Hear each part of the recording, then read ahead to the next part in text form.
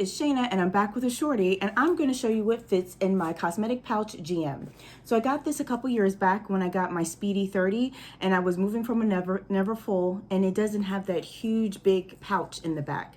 At the pocket in the back. And so I asked my client advisor, what should I do? And she brought out multiple pieces, but she suggested that I get the Cosmetic GM to throw all my odds and ends in. So that's what I do. So I have everything in here from pens and markers to feminine products to business cards that I've gotten from colleagues.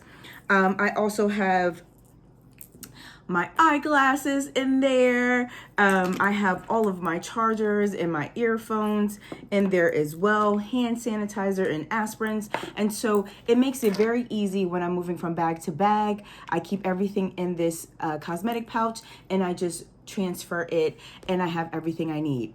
So if you like what you heard and what you saw, I ask that you come back and that you subscribe, like, and comment.